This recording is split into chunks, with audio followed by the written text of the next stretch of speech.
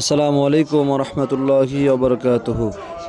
আপনারা দেখতে পাচ্ছেন বিশ্ব জাকির মঞ্জিল পাক দরবার শরীফে মহাপবিত্র বিশ্ব রোজ শরীফ 2025 সাল উপলক্ষে সুন্দর করে সাজানো হচ্ছে।